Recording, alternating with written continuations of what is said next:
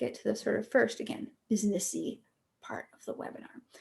Okay, so this is Strategies for Success, SMARTS, Executive Function and Mentoring Program but we are not just SMARTS, we are a few other things. So today we're going to be talking about executive function and project-based learning, and project-based learning is my favorite. So I'm very, very excited for this. Here is our agenda today. So projects, what could go wrong? Everybody who's done projects can weigh in the comments about that one.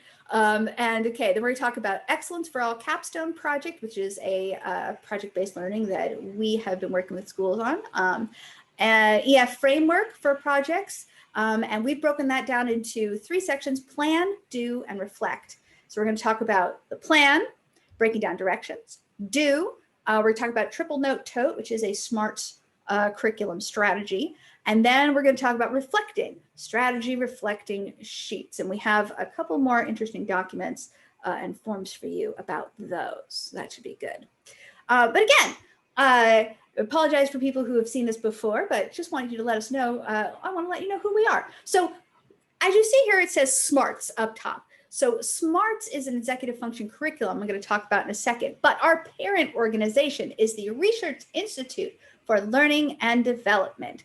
So the Research Institute for Learning and Development has done for many, many years amazing research in how to use executive function strategies to help students in school, and to how to use those to teach teachers how to teach those executive function strategies. So the Research Institute, they are the ones that have put together the SMARTS program. We also do lots of great events like conferences. We did our first major online conference this year, and it went really, really well. So there's a lot of kind of content and trainings and things that are coming up through there. Also, though, our sister organization is the Institute for Learning and Development, and those kind of work with ResearchILD. So Institute for Learning and Development is really about working one-on-one with students. So we have a bunch of amazing ed therapists, of which Michael Greschler, our other co-host here, is one. And we really, we work one-on-one. We work using executive function strategies tailored exactly to students. So if there's a special student in your life who's having trouble dealing with the remote learning setup, you should contact us. Okay, and then our Dr. Lynn Meltzer is our president and director of both the Institutes for Learning and Development and the mastermind behind SMARTS. Her unbelievable research that she's done through all stages of academia for over 30 years is just unparalleled. She is the absolute expert in the field. She has written some amazing books that are also available that kind of detail all the research. And I'm going to tell you a little bit more about how you can actually work with Lynn later. And so then finally, SMARTS Online. So what is SMARTS Online? Everything that we're doing today is kind of part of the SMARTS program, but SMARTS is our executive function curriculum, and that curriculum is entirely online. Our teachers who subscribe to it will get 30 lessons. It's actually 2 curriculums. We have an elementary curriculum that's 30 lessons, and then we have a secondary curriculum that is 30 lessons. And those go through all the major, what is executive function? What is metacognition? What are all the major parts of executive function? And then every lesson has PowerPoints, it has worksheets, it has videos, they have lots and lots and lots of content. And we also have a wonderful SMARTS community of teachers. So that's kind of, you're getting a sneak peek of SMARTS today. So perhaps the most exciting thing that we're doing is that we are putting together some paid intensive SMARTS executive function trainings. So we have 4 major trainings, and they are all on, we're calling it the Executive Function Essentials Toolkit, and they are being taught. Many of them are being taught by Lynn Meltzer. I will be there. Mike will be there. Our other amazing teachers will be there. And because you are attending this free webinar, I wanted to give you a little gift. So we're going to put into the chat right now. We have a discount code. So that was good for $20 off any one of our 4 major trainings. There's also 2 separate smaller trainings, one on math and one on dyslexia. The discount doesn't go for them, but they're a little cheaper anyway. So they're really great if you really want a really targeted way to use executive function with those sort of content areas. So we'll tell you a little bit more about those in the future. But those are the really like nitty gritty, getting all the actual strategies. And so there's a lot of handouts. There's a lot of really concrete information as opposed to this kind of overview. All right, let's get into projects. So projects, what could go wrong? Again, I love projects, but there are many things that can go wrong. So we're going to tell you about different ways that you can potentially get around having projects go wrong. So yeah, so projects are indeed, they are everywhere. So you could do projects about reports. You can do projects that go with science labs. There's the large sphere of project-based learning. Projects, you can use podcasts to do projects. You can have students make a podcast, which is one of my most favorite types of projects to do. Videos, we'll talk a little bit more about videos that we've done with students. So videos are great for teaching kids things, but also having kids make videos are a great avenue for projects. Poster projects, people have done those, I'm sure, for different science fairs, other fairs, things like that. Research papers are a project. So literally everything you do in school, you could do as a large project-based learning project. Okay, so SMARTS actually originated as a pilot program that we research tested really rigorously in schools around the Boston, Massachusetts area for many years. And the foundation of our early work was actually doing project-based learning. So we would do things where we would have our students pick a topic, and we would have them do surveys and survey their entire schools and investigate their project and do research on it. And then we would have them boil it down. And in many respects, we had them make videos together and we had them make projects together. But the great thing about projects is that you can really take all these executive function strategies and you can show students in real time how they are useful for doing the project that they are really invested in, as opposed to having it be like a nebulous, like, it's just kind of for school, or it's just checklists are just a thing that my teacher makes me do, as opposed to saying, oh, for example, if you're doing a video project, you need a checklist that has like your chords and your microphone and your everything. Like kids really get it when you can bring it down and make it really concrete. So we're really excited to be kind of going back to our roots and going into more projects. So Michael, I'm going to hand that over to you.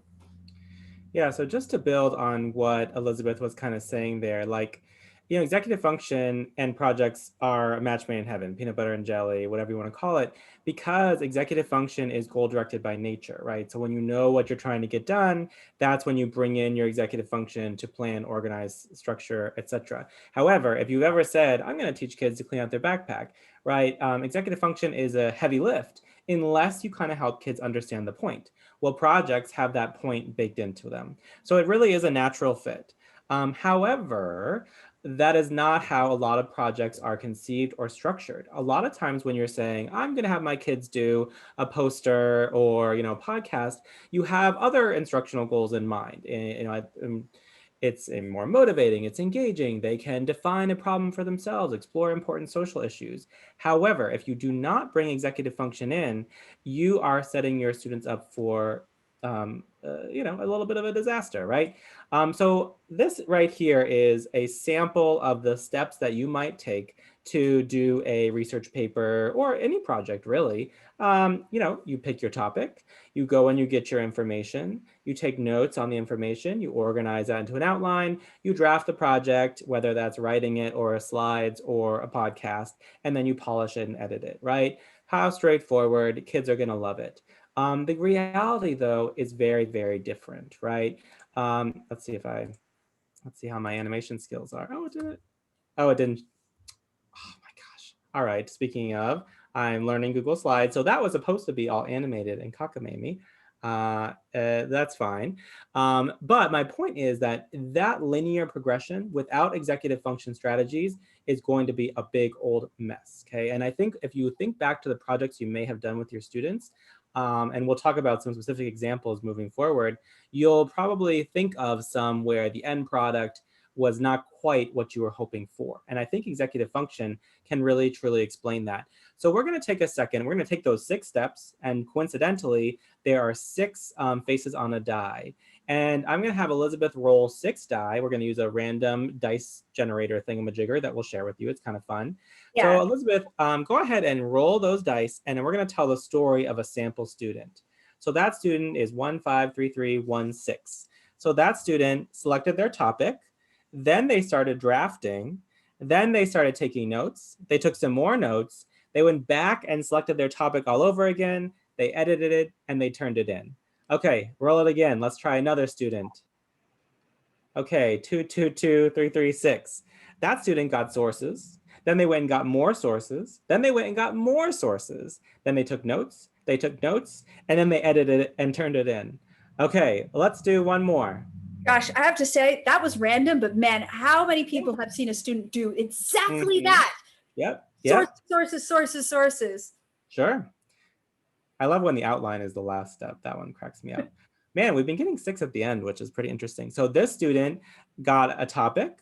They got sources, off to a good start. They started outlining without any note taking. They're drafting it. They went back to their outline. They edited it, and they turned it in. Actually, that was probably the closest of all of them.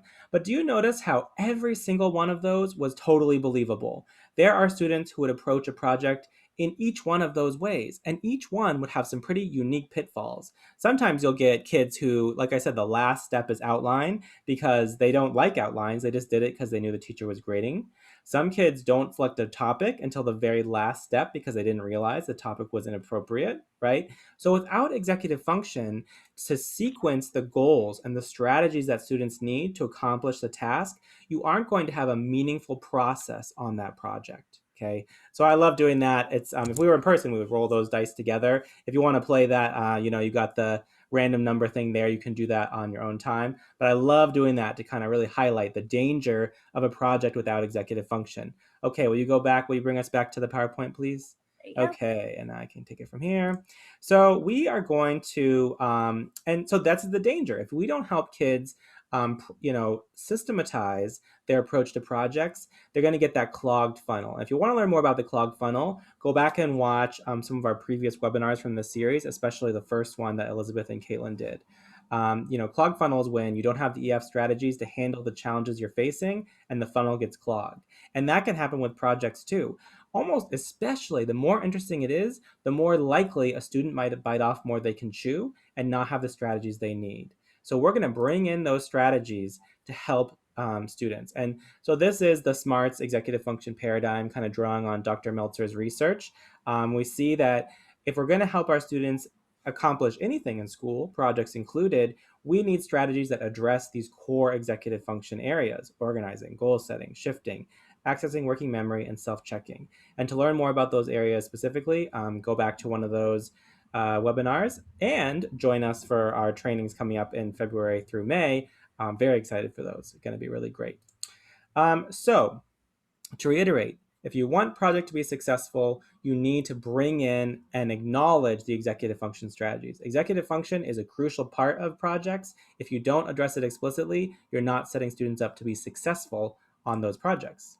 So we're going to talk through a little mini case study of a time that here at SMARTS, we supported a pretty big, impressive project through this framework we're going to share with you. Okay. So this is the Excellence for All capstone. So Excellence for All is an initiative in the Boston Public Schools. It comes from the Office of Opportunity Gap. So they're saying, we want all of our students to have the EF strategy they need to handle challenging content later on in high school and college and beyond, okay?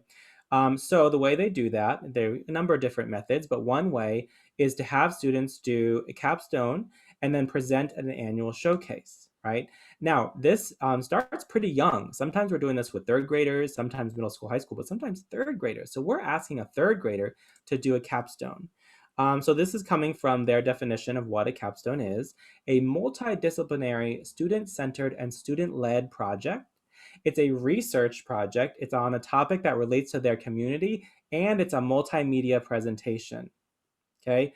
Remember, we're talking 9-year-olds, okay? What do you think the teachers, when they heard about this project, they were a little nervous because that's a lot for a 9-year-old to handle.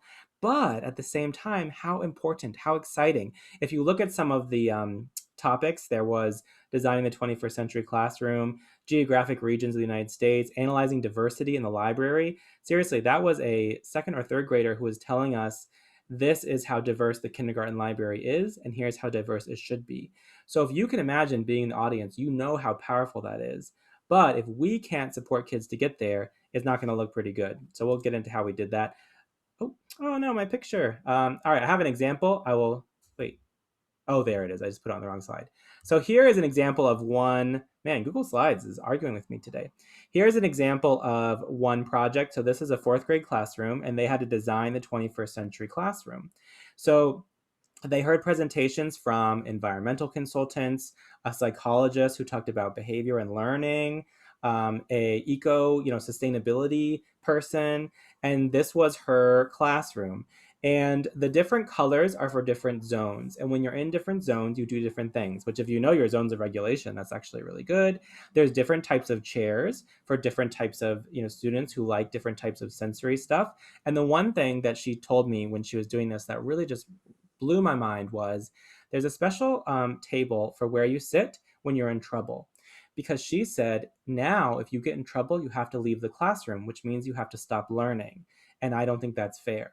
So for a 9-year-old to tell me that, it really kind of shook me. That's really powerful for her to be able to vocalize that. And through this capstone project, she was able to kind of process her thinking and to externalize it. So that was amazing. But like I said, it's not easy to do. So the teachers are coming to us and saying, how the heck am I supposed to do this in my third grade or my sixth grade or my 10th or 11th grade? So we worked together to create an BPS EFA teacher guide to integrate executive function throughout the project, right? So the teachers are going to teach these EF strategies and they're going to do it in the context of this project. So we broke it into 3 phases, and Elizabeth gave you a preview of this. Plan, do, and reflect. So those are 3 areas where we think executive function really needs to be brought in explicitly. Oh, there's that again. So we'll do these a little more in depth. Here's just a high level overview. So plan is about helping students understand the systems and plans behind the project. Not that we're asking our students to plan out 2 months worth of a giant project, but they need to understand the systems and structures if they're going to be able to engage with them successfully. I have a lot to say about time management, but one of the biggest problems with time management is we don't actually show students how we use it in our own lives, how we use it to structure their learning experiences. So in plan, we're going to help students learn to follow directions. We're going to help them create steps, doable steps for them, and develop timelines. That's just a small smattering of things you can do in the plan phase. In the do phase, we're going to look at areas where we know students might struggle or we want them to build their academic chops. Reading comprehension, note-taking, summarizing, and outlining are all great places to bring in executive function strategies. And then the reflect phase. If you don't engage in reflection, then that project is going to seem like a one-off. If that girl did that classroom but didn't have a chance to reflect on what that meant for her or for her goals or what she wanted her teachers to learn or her community, then we're really robbing of the impact of that. So the reflect is where we ask some really important questions to build connections to what's coming up next. So this is a very hazy screenshot of what that teacher guide looked like. And you'll notice on one side, there's a column that has all the activities of the project. Here is the scope and sequence of this project. And on the other side are the EF strategies that go along with it. So here we are laying out the scope of the project. Here we are bringing in monthly planning. Okay. We actually created a planner that you can use to begin this process for any project you have. So we'll put that in the chat. This is a fillable PDF. You can type right on it, or you can print it out and scribble on it later. And we have spots for you to think about a project in each of those phases: plan, do, and reflect. And I want you to think about what is the step of the project and what is the EF strategy that I can link together. And we're going to go through and do some examples with you. So everyone should see that in the chat, and we'll move into the next section. And I think you're up, Elizabeth, right? Yes, I am. All All right. right. Thank you very much, Michael. So we're going to kind of bring you through a kind of sample lesson, basically, of like what we would do with students. So you will be our student guinea pigs here. So we're going to all kind of do it out together. Okay, so if we were talking about like, okay, you're doing a project with students and you're like, okay, we've, as opposed to being like a giant project, we're breaking it down into these plan, do, reflect. So then we say, okay, now we're going to break down the plan step even further. So we would give them a handout that says, read and follow the directions as quickly as possible. But instead of giving you all a handout, I'm just going to put this on the screen. So I want you to read all those, read those directions and do this. I'm going to give you 1 minute. And then I want you to tell me in the chat how it went. 1 minute. 1 minute only. All right, I'm doing it.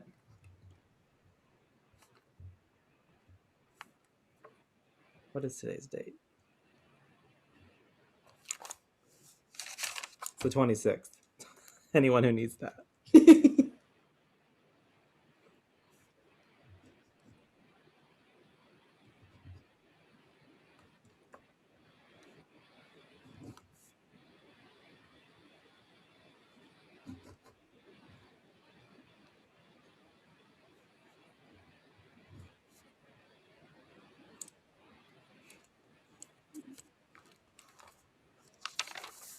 All right, 15 seconds. I have a little timer that I'm using. Oh, nice. We all have our timers, I think, specifically in virtual learning. And time. Okay, I would say pencils down. And then we would say, all right, then we discuss what happened. So tell me, what happened when you tried to do this? You can tell us in the chat and we'll see what happened. What was your experience of doing this activity? Yes, did anyone complete all the steps? It's as Linda said, nice. I only did 1 and 2. Kim said she didn't have paper ready and says, no, I didn't get those steps. Amy says, I did not read the directions, just started completing the steps. Someone said they got to do all. Somebody said no, 2 and 3. Now, this is not I'm sure many of you have seen this sort of thing before. Yeah, I read the directions prior and only did 1 or 2. Very good. So this is a trick kind of thing where students will usually look at them and read the first one and then do it, as opposed to read all the directions, which is what we said to do, and then to do them. If they read all the directions, they will know that if you go down to number 9, it says now you have read through all the steps carefully, complete only 1 or 2. So while this is like, it's a classic trick, it is. But it's important to actually do this because 1, it's fun. So it's a fun little thing, but it's an incredibly great demonstration for your students to be like, okay, it's really important to plan, to actually think through exactly what you're going to do, read all the directions, but then also think to yourself everything I need to do as opposed to just jumping in. And so then we would discuss as a class and basically say, how did this activity help you realize the importance of reading directions carefully and sort of brainstorm what would go wrong in a project if you didn't actually do that, as opposed to like a cute little thing in class. And then we would say, does anybody want to share a story about a time that they didn't follow directions carefully and then what happened, which is also kind of a fun activity that really gets across that this planning is really important. Okay, and then we got some of the people who fell for it. I mean, we only gave you a minute. That was on purpose. So that's definitely a thing where you have to judge on your class how much time you're really going to give them, because it's important that some of them fall for it so that you can really bring that home. Okay, so then we talk about breaking down directions.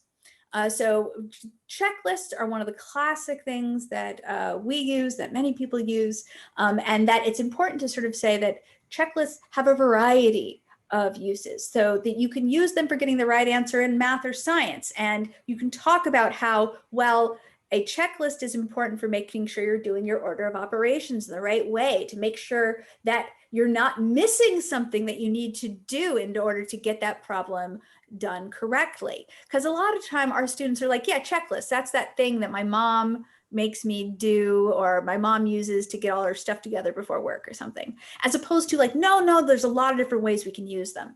So for instance, checklists are great for making sure students follows all the directions on a test. That's another good way that you can point out that this sort of planning strategy is really important.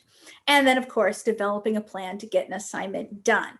to think of not just the directions that your teacher gives you, but actually all little steps that you need to do to actually complete them. Okay. And so then we do this little activity together.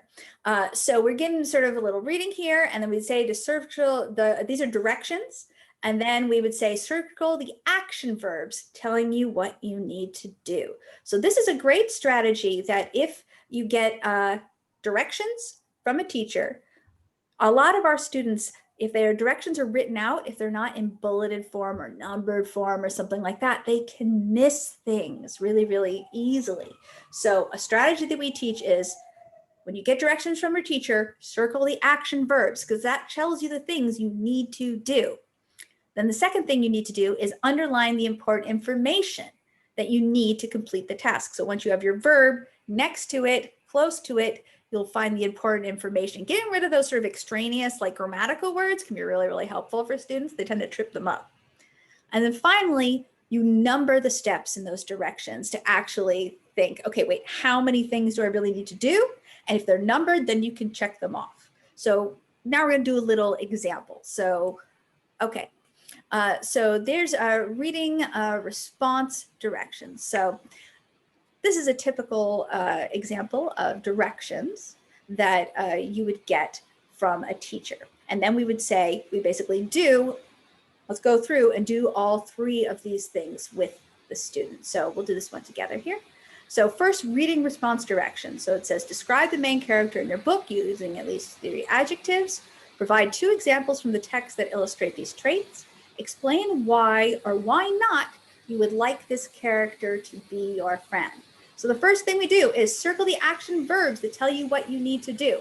So describe, provide, and explain. That really gives you a framework for what is needed in these directions. Then the second thing we would do, and again, we're doing this as a class. You can see it's actually quite easy to do over Zoom, though it's nice to do in person too, because then you can actually circle things on the board. Number 2 is underline the important information that you need to complete the task. So describe main character. You're getting rid of all the little words that trip students up. Then using 3 adjectives. So describe main character, 3 adjectives. That really breaks it down. Then provide 2 examples. The 2 in here is the really important thing to underline. A lot of students will be like, yeah, examples. They'll do too few, too little, too many sometimes.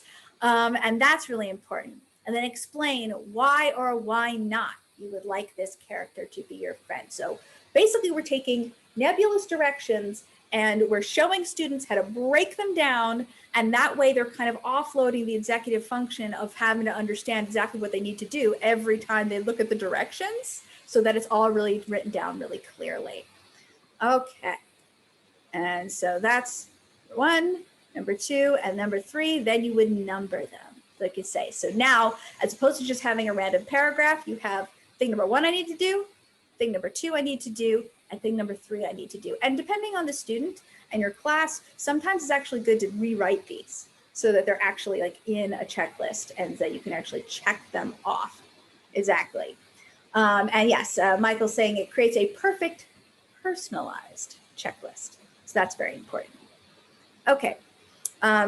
So that is then what the student would have at the end, the personal reading response checklist. So this is a lot easier way for students to digest directions. Now, this is an interesting thing too, because depending on the level of student that you teach, if you're teaching younger students, a little bit like we talked about in the last webinar, there's the zone of proximal development where a lot of our younger student classes, then teachers are scaffolding a lot of that executive function stuff themselves. They might actually give these checklists, whereas sometimes if you have older students or with particular students, it can be really good to actually give directions in a chunk like we did previously, and then teach kids how to do this themselves. That way they will know for the next class, and also make that explicit.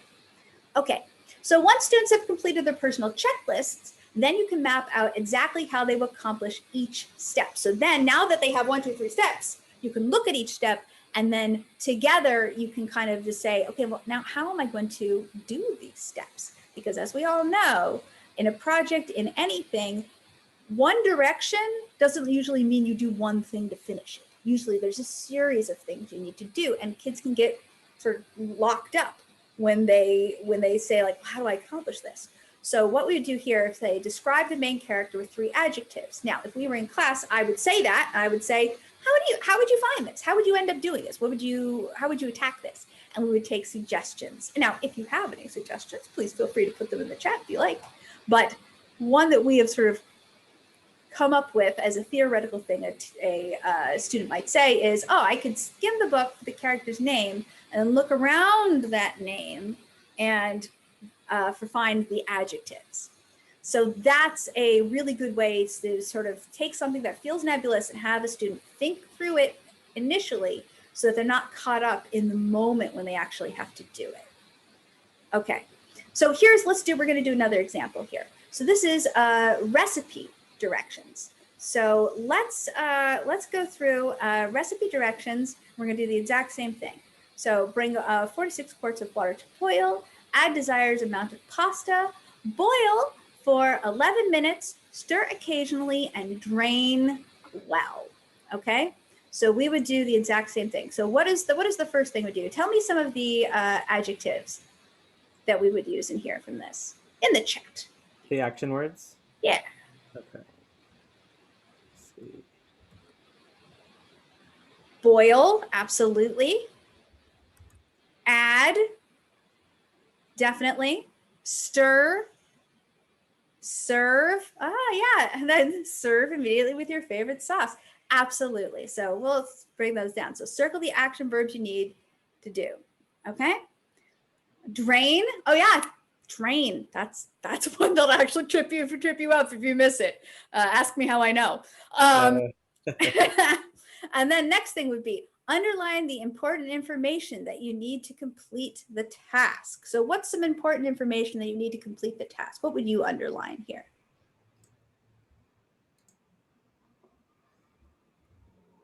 Can I annotate, Elizabeth? Are you Yeah, okay with go ahead.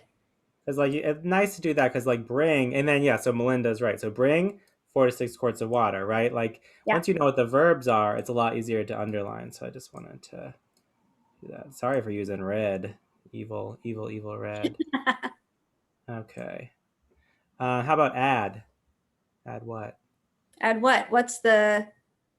Oh, we got boil 11 minutes under boil. Okay, I've got. Good. Yeah. And what will you underline next to add? This one's a tricky. This is tricky for students. There's some bad chefs in the audience.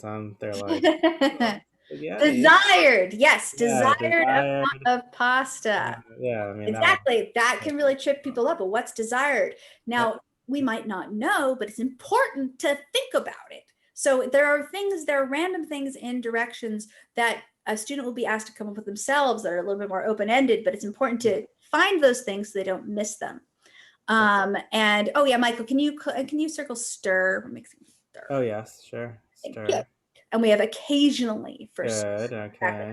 So boil for 11 minutes, stir occasionally, drain well, and it's good enough. And then and we've got desired, and then serve. What's the thing that underlined it or immediately serve? Absolutely. Sauce. Nice. Yeah. Exactly. So that's another way that we can bring those down. And then, oh yeah, I forgot the last step. And the last step, number the steps you need to complete the task. Exactly. And this is so important. Sorry, I just wanted to tell a story of last night. I decided I was going to make some crispy salmon skin I made little sushi bowls. Well, I did not read the whole recipe before I did it, and it turns out that you have to deep fry them for like 20 minutes, and now my whole house smells like really gross fried fish skin. So sorry for that graphic story, but it's really helpful to read all the directions and break down the steps before you begin, even when you're a fancy adult like there totally is. Oh, that's a great story. I love it. Yeah. So again, if we were doing this in class, we would probably do the first one together, and then we would distribute this to all the other students and have them do it, and then come back together and actually kind of look through and see what it is. And it can be nice to use things like, even if your students, don't cook. Obviously, most students don't. It can be nice to use something that is not directions to have their first time out, because that way it's not as scary. It's not like as close to the thing you're actually going to ask them to do. So that can be kind of a fun way to do that. Alrighty, great. Let's go on to the next one. Can you clear that for me, Danka? All right. So other strategies for the plan phase. So that's just one thing to do in the plan phase. So another way that you can prepare students for doing their planning is you can have students draw out a visual timeline of the entire project. You can have dates on it, and it can have all the things that I need to do. This is what one of our wonderful, wonderful ed therapists and reading expert, Wendy Stacy, who you might have seen in some of our other webinars. This is really her thing that she does, and it really, really works. Having the kid draw it out is, in some way, it makes it a lot more immediate than if they were actually just like doing it on a spreadsheet or just having you do it, that type of thing. And they can actually really be like, okay, in 1 week I need to do this, then I need to do this, then I need to do this. Then 2, help students use timers to plan out independent work time. That's really great. As you can see, I was using my phone to time right there. We highly recommend using phones and other things to actually give chunks of time to do things, so that is more structured. That way also your student isn't looking down like a giant project that's going to take who knows how long, and that's very intimidating. Also, then if you can get students to identify the hardest parts of the project before they begin, and then make a plan for them. So it's not just like this hard roadblocks that's like they're not expecting, and they just kind of ram into it and then get paralyzed and don't know what to do, as opposed to thinking, this is really going to be a pain point right here. Let's break this one down even further. So not every step of your plan needs to be broken down into minuscule details, but if you find the hard part, like say your student has a really hard time researching, then that's on a large project. As opposed to just having research, you can break that down even further, so that's not becoming a problem. Okay, the do stage. I'm gonna hand it back over. Or wait, are we not? Still me? No, it's still you. It's still me. It's still Yeah. me. That's right. Okay, so we're not going to go into quite into as depth of the do stage here, but just to sort of go through, if we were doing it at a school, this is the next thing that we would do. Okay, so just to support students during the do phase of project-based learning, proactively identify possible clogged funnels. That's kind of what we were saying before. These are the perfect places to teach EF strategies.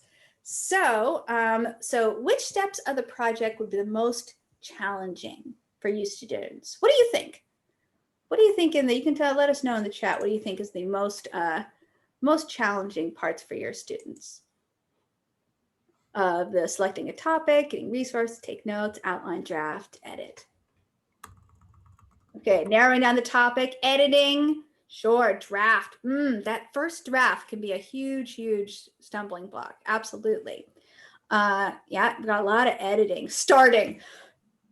Yes, that's an extremely good point. We don't have it on there for that, but man, starting can really be the thing that's hardest. So okay, we're going to look at 2 of these and kind of brainstorm some ways that some possible strategies, all of them, somebody says, we get through together. So if we look at number 2, getting sources. So possible strategies, we came up with these ahead of time, but I'd love to know some of your possible strategies in the chat as well. So the first one is teach students the 2T test to evaluate sources. Can you speak a little bit to that, Michael? Yeah, the 2T test comes from the SMARTS elementary curriculum, and you basically analyze, is it from a trusted source? Oh, I forgot the other T. Oh my God.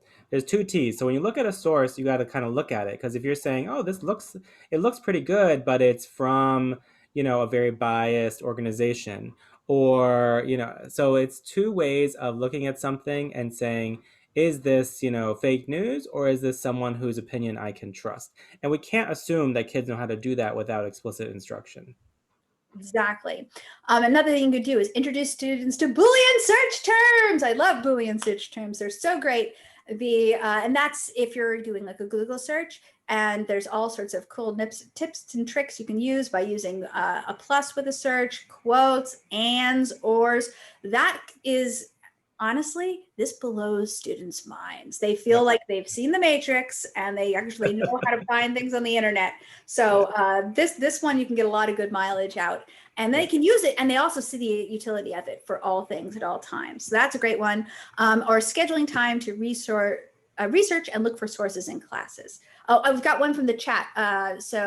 Staying on schedule time-wise without falling behind. That's a really great one. Do I need to be out of the thing? Yes, I do.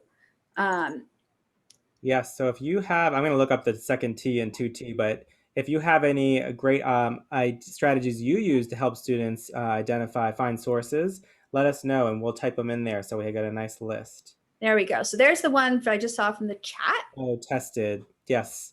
Tested is the second one, which means are other people corroborating the evidence that you have? So that is the second T. Thank you, tech support. Any other great strategies you have on helping students get sources? Okay, it's fine. All right. Oh, wait. Looking at the ending, like Yes. Yeah. out.edu or Yeah. .gov or .org. Oh, I love that. That's where the plus comes in, because if you do plus.edu, it has to have .edu in it, and that's or minus.com. Those are those booleans we were talking about. That means that you will cut out all .coms and only do .edus. Great strategy for high school students, college students, etc. Absolutely. List them out. Yes, Yep. great. Ooh, how about, yes, so Rob is saying the Pacific Northwest tree octopus. That's part of that SMARTS elementary lesson. We've curated some fake websites. So Google Pacific Northwest tree octopus. It looks legitimate, except it turns out there are no octopi that live in trees in the Northwest. One thing I want to add here is EasyBib, Noodle Tools, etc. We shouldn't assume students know how to use those, but if you are, I don't know how old everyone is, but I'm old enough to remember when you used to have to do works cited by hands, and it was extremely hard. EasyBib can make things so much easier for your students on this step. I think that's awesome. All right, we are running a little short on time. Can I just move to the next one? Should All we right. skip this one or go or we'll just be quick. Okay, Yeah. so looking at the edit phase here. So possible strategies for the edit phase are help students develop personalized editing checklists, teach students to read their work aloud, to listen for style and flow. It can be hard to do, but really important, and practice reverse outlines to see if the structure makes sense. That one, I love that one too. So quickly, if anybody has any other editing strategies that they want to add there, you can put them in the chat. I'd be interested to see them. I know there's the classic read a paragraph backwards to see if all the words make sense. Peer editing, sure, absolutely. Yeah, peer edits with strategies behind it. I think peer editing can be so powerful, but it needs some support because kids will be like, it was good. And it's like, it was not good. Absolutely. Yeah. Okay. All right. Well, I'm going to go back to the Okay. thing. Sounds good. Okay. All right. And then other strategies for the do phase. Teach note-taking and annotation strategies, triple note tote, and purposeful highlighting. Those are two amazing SMART strategies that are just, so powerful. And you can also find some explications of those on the SMARTS YouTube channel, as well as the SMARTS curriculum. That use a strategic approach to brainstorming an outline to help students organize their thoughts and help students organize their approach to collecting sources. So they're not just kind of collecting them randomly. All right, let's go to the reflect stage. Okay. So the reflect stage is really one of the most important stages of project-based learning, and it's one of the stages that's the easiest to skip. And that's not just true for projects. That's true across anything related to executive function. You teach a strategy, you need kids to reflect on, did that work for me? Very, very important. If we don't engage in reflection, they're not going to make those connections on their own, because especially you might be focusing on areas where the student doesn't feel very strong. The project didn't go as well as they wanted it to. So they're going to be psychologically resistant to digging in there and talking about what worked for them and what didn't. but it's really, really critical. And so this is so what you're seeing in front of you now is the pedagogical model behind SMARTS, as well as, I mean, this is a pretty standard guided release or direct instruction model. I'm going to activate what you know. And if you notice, we've been following this. Activate what you know through an engaging activity, model a specific strategy, let someone practice it on their own in a controlled setting, and then reflect. Did that work for you or not? Okay, very straightforward, great way to boost a kid's EF ability. But watch what happens when you don't reflect. It just falls right out of their brain. So the next time you say, time for a strategy, they're like, what strategy? What are you talking about? I don't remember that at all. If you don't let them kind of reflect on the why, the how, the what, you aren't going to be building that long-term growth. And strategy, so it's not just, so there's that academic piece. We want kids to develop academic strategies through project-based learning that they can apply to new settings, new classes, next year, etc. But also a lot of projects, they're exploring important social questions. How can they connect that more broadly to their lives as well? So reflection is really doubly important when you're engaged in project-based learning. So we use, in SMARTS, we use something called a strategy reflection sheet. We ask students to reflect on the strategies they're learning, to talk about when did you use it, what could you use it for, did you like it or not. I'm going to model a strategy reflection for you as an adult. So I'm going to tell you the story of a time long ago when you could go to restaurants, and I went to a birthday dinner, and there were like 11 people there, but a few couples and one birthday boy. It's a French restaurant with wine and everything. Time to pay, and they're passing around the check, and everyone's writing on the back what they owe. Remember this? It's been a while, but you probably do. So it came back to me. I added up. We're really short. We pass it around again. We're still there. The guy's getting like a $2 tip. So at the end, we figure it out, but I walk out of there being like, I paid too much. That was ridiculous. Friendship over, done and done. But by reflecting on it, I came to realize that if I had a more strategic approach when it starts, I could kind of solve that problem. I wouldn't really have to go through that agony at the end of a very nice meal. So as adults, we also need to reflect on what we're doing. So we do have, it's so funny because we don't have a lot of time for this, even though I told you that it's important to make time for reflection.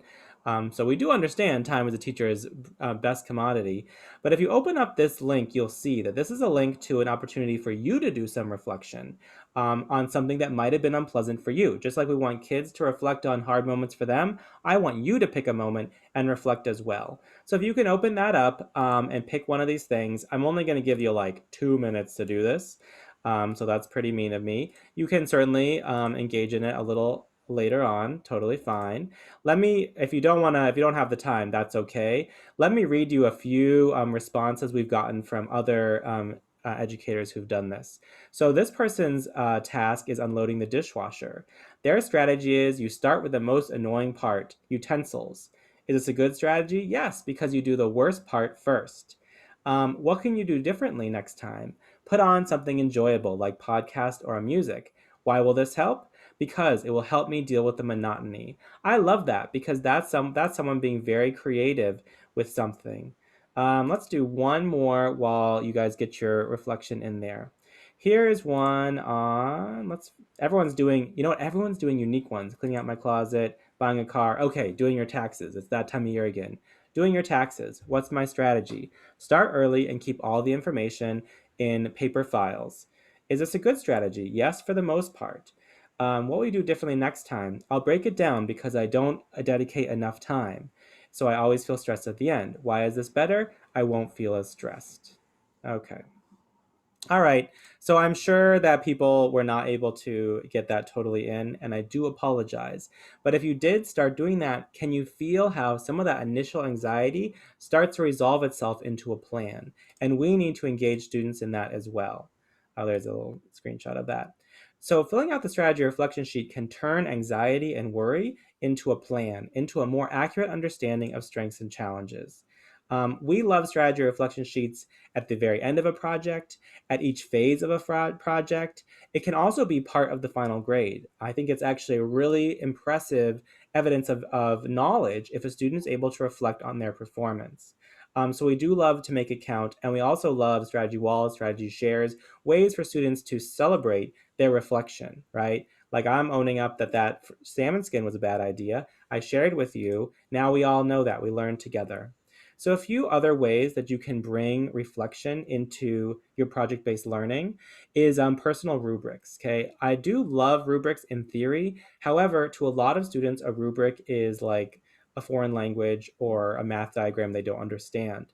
By having students create their own rubric or interpret a rubric in their own language, they're able to understand the project better and to assess their performance in a more accurate and reflective way. Strategy portfolios. I love that. Pull out your favorite 3 strategies from this project and put them in this special place. At the end of the day, you're going to have strategies that you can use in other classes. And we do love our strategy shout outs. That's a time where we just open up the floor. Who has a strategy they like? So we did that a couple of times with you. And honestly, we learned some of our best strategies that way. And some of my best strategies came from my students. So making time and space for that is a great way to make strategy use more normative, but also really praise some kids for the strategies they're using and not just focusing the whole thing on the end product, right? So that's going to be the official, piece of the presentation. We have a few minutes for questions. Well, Elizabeth has the end of the spiel, and then we'll do the thing. But just to leave you with that planner and to leave you with that idea, whenever you approach a plan or a project, I want you to think plan, do, reflect. If you map it out that way and bring in executive function, you're going to do your future self a big favor and your students a big favor because you're going to make it more successful and more meaningful for yourself and your students. So thank you so much. Elizabeth, kind of do the housekeeping, and then hopefully we have time for a question or two. Indeed, indeed. Okay. So again, thank you very, very much. We just have the PDF. The planner is in there right now into the chat. But most importantly, we have the evaluation. So this is there's the evaluation. And you can click it right there and fill it out. Tell us how we did.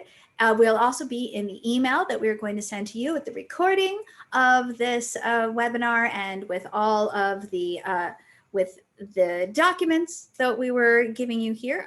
Also, again, we really, really appreciate that. Again, if you need a certificate, you need to fill out the evaluation in order for us to contact you to get that. And then also, I definitely want to put into there again the link to our paid executive function toolkit training sessions. And then I want to make sure that you all have the discount that we are getting you as well. And so those are the main things there. So I'm putting those into the chat right at this moment. And there they are. So also, again, don't be a stranger. We are a small organization. You should definitely, if you have questions about SMARTS, if you have questions about our trainings going on, if you should contact us. And there is all our social media links in there. Follow us on Twitter. You can follow us on Facebook. And again, we've been hyping our YouTube channel is where all our free goodies really are. Absolutely. Will you forward to our emails so they can have our contact information? Will. Yeah, like Elizabeth said, do not be a stranger. We love talking in executive function. We would love to talk with you. Are we ready for a question or two, Elizabeth? Do we have time? So. Yeah. Okay. Nice. So if you have a question, go ahead and toss it in the chat. Someone made a point about it seems like setting a goal should actually come before plan. And I love that idea. When I was thinking back to the first time we did the implementation guide for EFA, the first stage was called define. Before plan, it was define, plan, do, reflect. And in define, they had to do some initial research and really kind of look at different models and ask questions, which I think is very valuable. But I'll tell you, for time length, they were like, we can't do 4 phases. So they kind of folded that into plan. So I think you could put plan into goal setting into plan, or you could start off with define, explore, or something like that as a first stage. I think that would make perfect sense. Any other questions burning a hole in people's brain? I mean, another thing to think about is that the evaluation, I will re-put the evaluation into the chat. Yes, and we are going to send you everyone who registered will get an email that's going to have all these links, the recording, the PDF, the evaluation, etc., And etc. also, if you are, if you can't find that email or for some reason, or if you're just like, wait a second, what was that information? Just contact us, and we'll let you know. Something that students can sometimes get tripped up on is that, like, we really want to structure out, like, especially in the planning phase. Okay, this is, you said you got your you have to reach your directions and your goals and your research, and we have a sort of phase in it. Is that sometimes students don't realize that sometimes you have to go backwards. That, like, you do research, you have a topic, and then you do research, and then you realize that you need to adjust your topic and go back. And that's not, especially for older students, to kind of realize that it's okay if you need to do that. It's not a failure of any kind. And then how to get kind of back on track so they don't feel like they're behind now. So that you can say, okay, so you have to do that. It's not like you have to do new research. It's, you haven't lost anything, and that's like the real nature of how you do research and how you do plans. You have to sort of let that, you can't get stuck in a rigid sort of like, this is the one thing I'm going to do. So it can be interesting to try to figure out when's the sort of exact time to go over that, because you don't want to say that too early, or else students are like, but then what do I do? It's too much. But it's something to think about, because I definitely know students who just get like, how can I know what I'm topicing before I'm researching. So it's really, what I'm saying is that, as we always emphasize, these strategies have to be tailored to the individual. Yeah. And one thing that makes me think of actually is this idea that a lot of students have very fixed mindset, expecting things to be perfect. They have a picture of what it looks like in their mind, and so they cannot let go. Think about video editing, et cetera, et cetera. It's never going to be perfect. So helping kind of normalize that, done is better than perfect, sharing some of your own experiences can be really, really valuable as well. I wish Elizabeth has led many students through video projects, which are tremendously complicated. And I wish that we had a little more time to dig into that, but we do not. However, you've got her email, you've got my email. So any questions or comments, especially on projects, executive function in general, you do not hesitate to reach out.